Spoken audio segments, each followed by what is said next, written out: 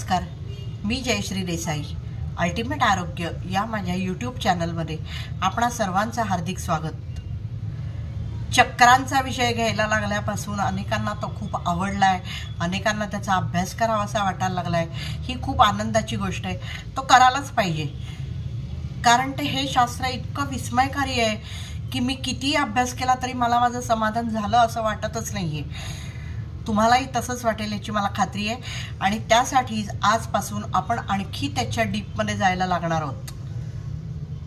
म्हणजे चक्र हा नुसता सप्तचक्र हा वेगळा कुठचा तरी बेटावरचा विषय नाही, तो अनेक गोष्टींशी निगडीत आहे. म्हणजे आता उदाहरण एक सोपं द्यायचं झालं तर मंत्रविज्ञानाने आपल्याला मंत्रांच्या सहाय्याने व्याधीमुक्त होता येतं.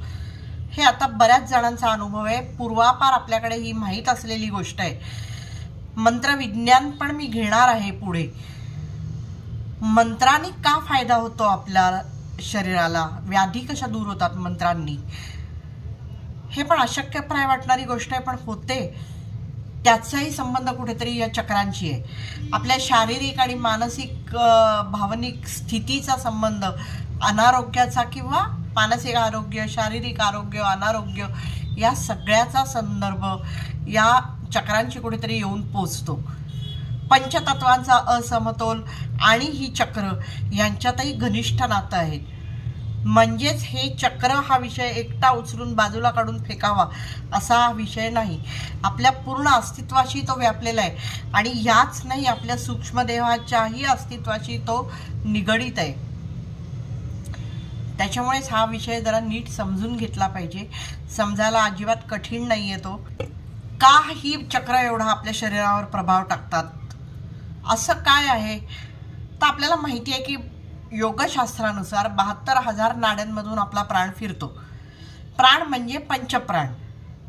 प्राण, अपान, उदान, समान, व्यान. आपण हस्तमुद्रा घेतल्या तेव्हा हे सगळे पंचप्राण घेतलेले आहेत. ह्या पंचप्राणांची स्थानं ठरलेली आहेत.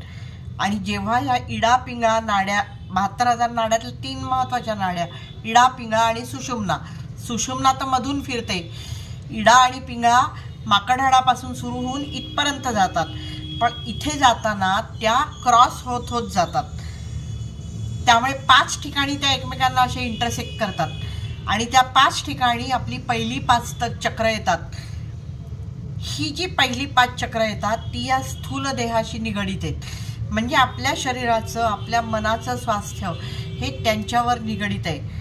म्हणजेच आपण ब्रीदिंगवर का जास्त योगशास्त्राचा भर आहे ते लक्षात येईल आपल्या, की प्राण जर तिथून फिरणार आहे त्या नाड्यांमधनं, त्या जिथे इंटरसेक्ट होणार आहे तिथे चक्र आहे. तिथे त्या चक्रांना जर प्राणशक्तीचा प्रवाह मिळाला तिथून ते डिस्ट्रीब्यूट करतात. पण त्यांच्यापर्यंत पोचलाच नाही प्राण, तर डिस्ट्रीब्यूट कुठून करतील. त्याच्यासाठी आपल्याला, म्हणून मी प्राणायामही घेतलंय. ज्यांनी ते केलं नाही ते प्राणायाम सुरू करा प्लीज, ते एपिसोड्स बघा जाऊन. त्यामुळे ही जी ती 5 ठिकाणं आहेत जिथे या इडा आणि पिंगळा इंटरसेक्ट करतात तिथे ही 5 चक्र आहेत. त्या इथे येऊन थांबतात. सहस्रार वरपर्यंत जाते, पण इथे इथपर्यंत ही 5 चक्र संपली. 6वं आणि 7वं ही मन आणि कॉस्मिक एनर्जी यांच्याशी कनेक्टेड आहेत. त्यांचा त्या पंचतत्वांशी काही संबंध नाही.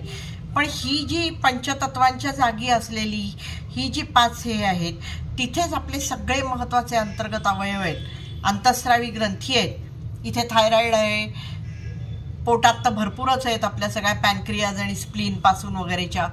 तर त्याच्यामुळे ह्या ज्या अंतःस्रावी ग्रंथी आहेत आणि त्या अंतर्गत अवयवांवर ही चक्र प्रभाव टाकतात. आता त्या चक्रांना जर ते डिॲक्टिवेट झाले तर ती ह्यांना प्राणशक्तीचा प्रवाह कसा पुरवणार, त्या अंतःस्रावी ग्रंथींना, अंतर्गत अवयवांना, आणि मग नॅचरली त्यांचं कामकाज अफेक्ट होतं. परत या चक्रांची आणखी एक मजा म्हणजे ती एकमेकांशी निगडीत आहेत. म्हणजे एका तारेत समजा 4-5 रिंग्स घातलेल्या आहेत. एक रिंग फिरायची जर थांबली किंवा अतिवेगात फिरली तर त्याच्यावर कनेक्टेड असलेल्या उर्वरित ज्या रिंग्स आहेत त्यांचाही प्रवाह जो असेल तो अफेक्ट होणार. त्यांचाही जी नॉर्मल गती आहे ती बिघडणार. तसंच आपल्या शरीराच्या बाबतीत होतं. त्यामुळे आपल्या लक्षात येतं की कोणतंही एक चक्र, म्हणजे मी गेल्या एपिसोडमध्ये उल्लेख केला होता की जर बद्धकोष्ठाचा वारंवार त्रास होत असेल तर असं आपण म्हणू शकतो की त्याला मूलाधाराची काहीतरी समस्या आहे. मूलाधार तो ग्राउंडेड नाही आहे असं जर समजा लक्षात येत असेल, त्याला भीती वाटत असेल सगळ्याची, तर मूलाधार चक्राशी काहीतरी प्रॉब्लेम आहे. त्याचा मूलाधार चक्र नीट काम करत नाही आहे. पण मूलाधार चक्र एकटा काम नीट नाही करत असं होतच नाही. त्याच्याबरोबर उरलेली 4 चक्र जी पंचतत्वांशी संबंधित आहेत त्यांचंही कामकाज बिघडलेलं असतं. आणि म्हणूनच आपल्या असं लक्षात येतं की जेव्हा आपल्याला एक विकार येतो, म्हणजे बद्धकोष्ठ झाला त्रास सुरू, तर तो फक्त बद्धकोष्ठ नसतं, त्याच्यावर गॅसेस येतात, ॲसिडिटी येतात, आणखीन 50 प्रकारची दुखणी त्याच्या जोडीला हातात हात घालून येतात. म्हणजेच आपलं शरीर जे म्हणजे असे तुकडे तुकडे नाही आहेत ना आपलं शरीर, म्हणजे आतून बाहेरून ते व्यवस्थित एकमेकात गुंफलेलं आहे. एक जिन्सी प्रकार येतो सगळा. त्याच्यामुळे एक दुसऱ्यावर जे निगडीत आहे त्याच्यातलाच हा भाग आहे की ती चक्रसुद्धा एकमेकांशी संलग्न आहेत. त्यामुळे एक चक्र मी काम केलं, ते ॲक्टिवेट केलं, आता बास झालं असं नाही होत.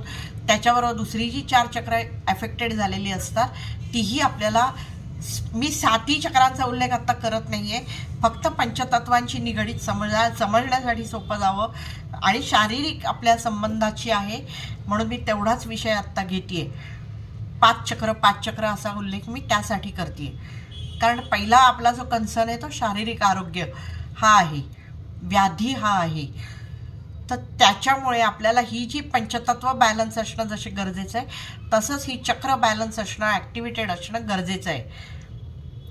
दुसरं म्हणजे ही जी चक्र आहेत ही विशिष्ट फ्रिक्वेन्सीला आणि विशिष्ट गतीला फिरतात.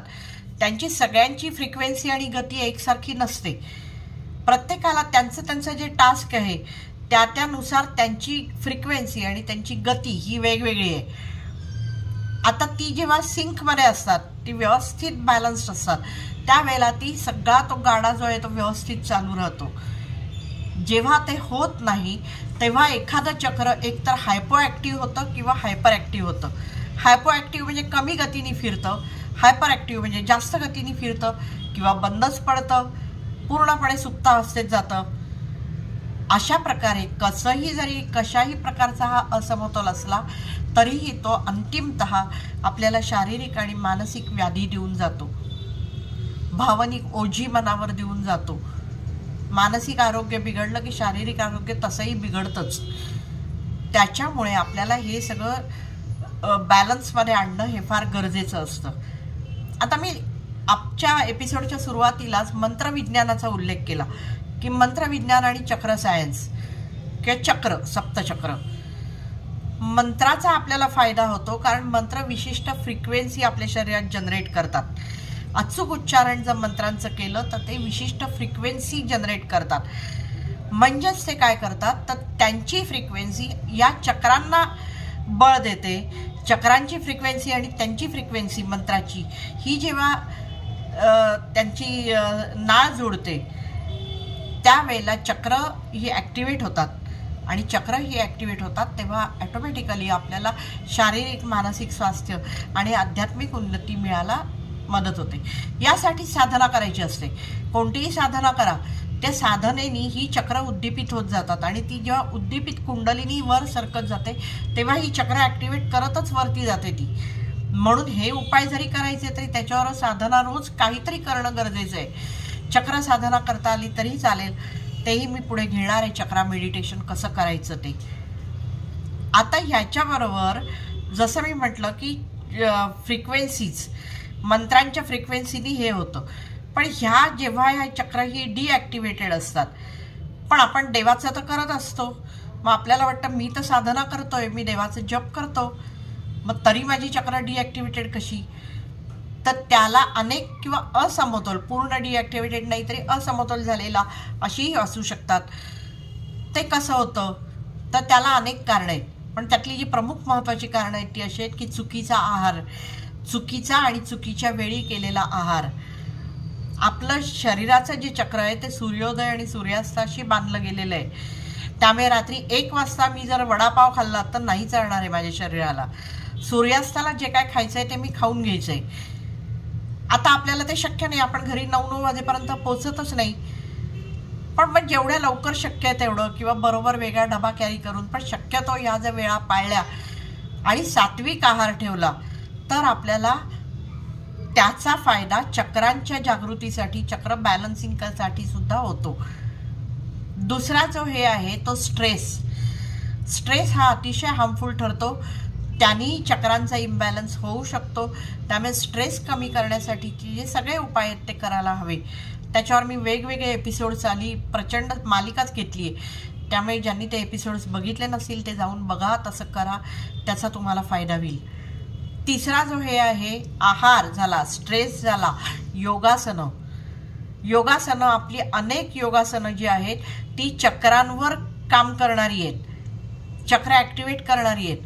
त्यांच्या पोझिशन्सच तशा आहेत वेगवेगळ्या. त्यामुळे योगासनांचा समावेश आपल्या दिनक्रमात असलाच पाहिजे. हस्तमुद्रांना आपला अलोट प्रतिसाद लाभला आहे. हस्तमुद्रांच्यामध्ये तुम्ही बघितलं असेल तर प्रत्येक मुद्रेत जवळजवळ मी सांगितलेलं आहे की यांनी हे चक्र ॲक्टिवेट होतं आणि मग त्यांनी हे फायदे होतात की त्या चक्राच्या टापूत येणारे सगळे अवयव मग नीट काम करायला लागतात. त्यामुळे ते आणि मेडिटेशन, प्राणायाम तर मी मगाशी उल्लेख केलाच आहे, त्यामुळे पुन्हा उल्लेख करत नाही. प्राणायाम आणि मेडिटेशन. आता मेडिटेशन तुम्हाला जर गुरुकडनं मंत्र घेतला असेल तर त्याचं करा. तुम्ही एखादा नामजप काय करत असाल तर ते करा.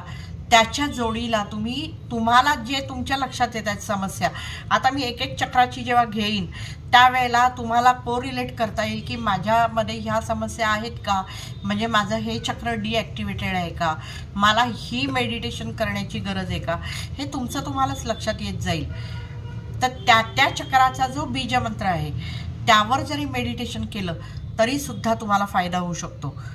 त्या चक्राचा एक कलर आहे, म्हणजे खरं म्हणजे ना चक्राला कलर नसतो, पण ते चक्र ज्या तत्वाशी निगडीत आहे, म्हणजे मूलाधार चक्र आहे पृथ्वी तत्वाशी निगडीत आहे, तर त्या पृथ्वी तत्वाचा जो कलर आहे तो चक्र परावर्तित करतो, म्हणून ते लाल दिसतं आपल्याला, कारण पृथ्वी हा लाल शक्तीचा हे आहे ते म्हणून. तर हे असं एकमेकांमध्ये हे इतकं गुंफलं गेलेलं आहे ना की विस्मयकारी आहे. त्यामुळे हे आपण करा. मी चक्रा मेडिटेशन घेईन तेव्हा ते बीजमंत्र सुद्धा त्याचे घेईन आणि चक्रा मेडिटेशन तर घेईनच की कसं करायचं ते. आता आजची टिप, सध्या खोकल्याचा सीझन आहे, मलाही खोकला झाला आहे. मी जो उपाय करते तोच तुम्हाला सांगते. अनेकांना तो माहीत असेल, करतही असाल, ज्यांना माहीत नाही त्यांना तो उपयोगी पडेल. आलं किसायचं, आल्याची गोळी करायची, त्यात मीठ घालून किंचित, आणि मग ती तोंडात ठेवायची 5 मिनटं. त्याने लाळ सुटते, ती गिळून टाकायची आणि मग तो चोथा आल्याचा जो आहे तो खायचा किंवा फेकून द्यायचा. त्याने खोकल्यात त्वरित आराम मिळतो. मी बऱ्यापैकी माझी परिस्थिती सुधारवली आहे, त्यामुळे मी आज तुमच्याशी एवढं बोलू शकली आहे. तेव्हा तूर्त इथेच थांबते. ही अशीच माहिती, आणि हे खूप एपिसोड्स होणार आहेत चक्रांचे, जसे आपले मुद्रांचे झाले, आणि ही सगळी माहिती तुमच्या अत्यंत उपयोगाची आहे. त्यामुळे हे चॅनल लाईक, शेअर आणि सबस्क्राईब करा आणि हे उपाय करून बघा, तुम्हाला नक्की फायदा होईल. तूर्त इथेच थांबते. धन्यवाद.